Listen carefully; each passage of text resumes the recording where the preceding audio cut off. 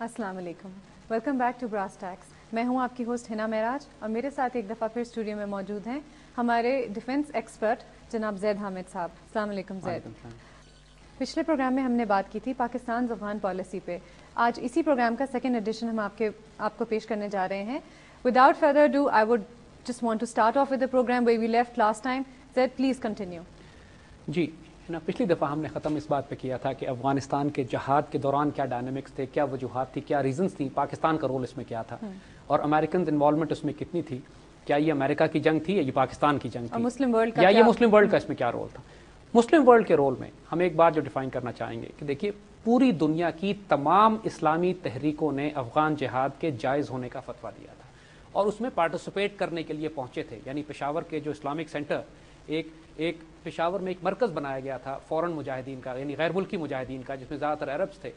اس کا نام مرکز الخدمات تھا. اس کے سربراہ ڈاکٹر عبداللہ عزام ایک فلسطینی تھے اور ان کے ساتھ ایک شیخ تمیم عدنانی ایک اور فلسطینین، جارڈینین فلسطینین، کہ جو اس تمام جہادی تحریک کو ہیڈ کر رہے تھے. فلپین سے لے کر نارتھ افریقہ تک کم از کم 40,000 سے زائد عرب مجاہدین افغانستان میں شامل ہوئے. اربوں ڈالرز مسلم سورسز سے افغان جہاد میں ڈالے گئے اور پوری دنیا کی اسلامی تحریکوں نے اپنے آدمی بھیجے. یعنی ہم ذاتی طور پر ان تمام لوگوں کو جانتے ہیں کہ جنہوں نے اس میں کنٹریبیوٹ اور پارٹیسپیٹ کیا. اسامہ بن لادن اس وقت ایک بچہ تھا. He was just an engineer, just like any other ordinary foot soldier. He had come to participate in whatever capacity. He was just a rich kid. امیر تھا اس کا خاندان. اور اس وقت پوری دنیا نہیں، حتیٰ کہ پوری دنیا کے کنورٹ مسلمان جو کنورٹس ہوتے تھے وہ آتے تھے، اپنا حصہ کنٹریبیوٹ کرتے تھے اور واپس چلے جاتے تھے. Because it was a main stream event.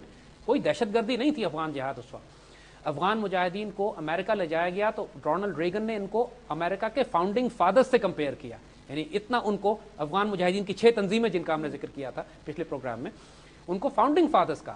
پوری اسلامی دنیا میں ان کی عزت کی جاتی تھی، حکومتیں شامل تھیں، کوئی پرابلم نہیں تھی. ایک بات جو سمجھنے کی ہے کہ جو کئی ممالک، خاص طور پہ جو سوویٹ بلاک کے مسلمان ممالک تھے، یعنی عراق تھا، لیبیا تھا، سیریا تھا، اس طرح کے بہت سے ممالک ہیں جو سوشلسٹ تھے اور عرب حکومتیں خاصی، وہ اپنے لوگوں کا افغان جہاد میں پارٹیسپیشن پسند نہیں کرتی تھی. تو نتیجہ یہ ہوتا تھا کہ ہزاروں کی تعداد میں لڑکے آیا تو کرتے تھے لیکن چھپ چھپا کے آتے تھے. اپنی کھلم کھلا وہ افغانستان میں نہیں آ سکتے تھے. پہلے پاکستان آتے تھے، پاکستان سے افغانستان جاتے تھے اور وہ سب اپنے نام تبدیل کر لیا کرتے تھے. اپنے اصل نام کے ساتھ جہاد میں شامل نہیں ہوتے تھے بلکہ اپنے نام تبدیل کر کے اپنی کنیت رکھتے تھے. کنیت کا مطلب ابو فلانا، یعنی ابو خالد، ابو طارق، ابو حافظ، ابو حمزہ، یعنی ان کے مختلف قسم کی کنیتیں رکھی جاتی تھیں. اس کی وجہ یہ تھی کہ مختلف ممالک نے اپنے ان لڑکوں کو دیکھنے کے لیے کہ ہمارے کون کون سے لوگ جہاد پر جا رہے ہیں جو جہاد کے خلاف تھے، انہوں نے اپنے سیکرٹ سروسز کے ایسٹس بھی بھیجنا شروع کر دیے تھے. یعنی ہوا یہ کہ کئی دفعہ یہ لڑکے جب واپس اپنے ملکوں میں پہنچے، مثلا عراق میں، سیریا میں، لیبیا وغیرہ میں، تو ان کو وہاں پھانسیاں دے دی گئیں.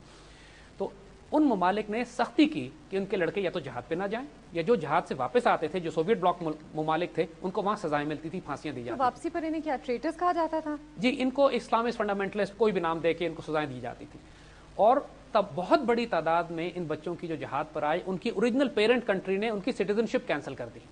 یعنی آج کے دور میں اگر کسی کا پاسپورٹ کینسل کر دیا جائے، سٹیزن شپ کینسل کر دی جائے، تو بچہ کدھر جائے گا؟ اس وقت افغانستان میں ان کا ایک رومانٹک ڈریم تھا. یہ کوئی ان میں سے دہشت گرد نہیں تھا، یہ جینون جہادی تھے. یہ افغانستان کو آزاد کرانے کے لیے آئے تھے اور پاکستان سے بھی ہزاروں لوگ گئے. حتیٰ کہ کیٹ سٹیونز، یوسف اسلام کے نام سے جو کنورٹ مسلمان ہیں، انہوں نے ایوری بڈی ان ورلڈ نوز ہم، انہوں نے مسلم ایڈ کے نام سے ایک ریلیف ایجنسی بنائی تھی. یہاں مسلم ایڈ ابھی بھی چلتی ہے ان کی، بہت فیمس ہے، بڑی فیمس ہے. اور انہوں نے افغان ریفیوجیز میں اور افغان بچوں میں تعلیم کا سلسلہ شروع کیا تھا. تو اس طرح پوری میں نے کہا نا، مین اسٹریم کانسیپٹ تھا یہ. افغان جہاد میں شرکت کرنا کوئی ٹیررسٹ یا کوئی چھپ چھپا کے والا معاملہ نہیں تھا. پوری دنیا سے لوگ آیا کرتے تھے اور پارٹیسپیٹ کرتے تھے. اور یہ مسلم ایشو تھا. It was not an American war. American interest converge کر رہے تھے لیکن مسلم دنیا بھی یہ سوچتی تھی کہ ہم یہاں پر ایک مسلمان ملک کو آزاد کرانے کے لیے آئے.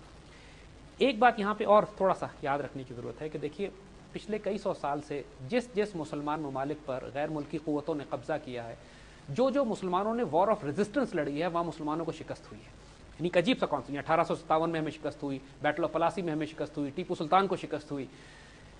یعنی امام شامل کی جو سینٹرل ایشیا میں، چیچنیا میں روسیوں کے خلاف تحریک تھی، اس کو شکست ہوئی. تمام سمرقند، بخارا، تاشقند کی مسلمان مزاحمتیں ایک ایک کر کے دم توڑتی چلی گئی.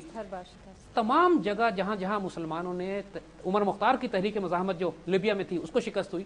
مسلمانوں کا ایک زوال کا ایک ایسا دور تھا کہ جب ان پر آبادیاتی نظام قائم کیا جا رہا تھا، تو جہاں جہاں مسلمان ایک بغاوت برپا کرتے تھے، ریزسٹنس دیتے تھے، ان کو شکست ہوتی تھی، بیکاز وہ کوئی کمپیریزن نہیں تھا مسلمانوں کا اور مغرب کی فوجی طاقت کا۔ مگر افغانستان واز ون مومنٹ جہاں مسلمانوں نے یہ محسوس کیا کہ ہم پہلی دفعہ ایک سپر پاور کو شکست دے سکتے ہیں۔ It was a very romantic concept, I must tell you this. یعنی پوری اور جہادی ترانے اور نغمے اور اس کے اوپر سانگز اینڈ فلمیں، حتیٰ کہ پی ٹی وی نے بھی ایک زمانے میں ایک فلم بنائی تھی، یہ وقت ہے وفاقہ کے نام سے، اور جو پوری پاکستانی قوم کو اس نے انفلوئنس کیا تھا۔ اور اس وقت اگر آپ یہ جو عرب کنیکشن ہے، جس کو ہم اس وقت آج جن کی باقیات کو القاعدہ کا نام دیا گیا ہے، وہ القاعدہ جو آج ہے اور وہ مجاہدین جو آج ہیں، ان میں بھی زمین آسمان کا فرق ہے، اس کو ہم آگے ڈسکس کریں گے۔ لیکن کہنے کا مقصد یہ ہے کہ وہ عرب کنیکشن جو اس وقت پشاور میں موجود تھا، وہ جینوئن جہادی لوگ تھے، مگر ان کو بری طرح اس وقت بھی وہ پینیٹریٹ ہو چکے تھے بائی فارن سیکرٹ سروسز۔ تو 1989 میں جب سوویٹ وڈرال ہوتا ہے افغانستان سے، اس وقت ان عربوں میں بھی شدید اختلاف پیدا ہوا۔ نجیب اللہ مجاہدین نہیں، that is the Afghan connection, not the Arab connection. عربوں میں اختلاف یہ ہوا کہ ڈاکٹر عبداللہ اعظام پشاور میں قتل کر دیے گئے ان کار بام، جو کہ عرب لیڈر تھے ان سارے اس گروپ کو جنہوں نے سنبھال کے رکھا ہوا تھا۔ تمیم عدنانی ویسے انتقال کر گئے، اور اس کے بعد اب ان کے اوپر کوئی لیڈر نہیں تھا، ان میں آپس میں شدید اختلاف کوئی یکجا کرنے والا نہیں تھا۔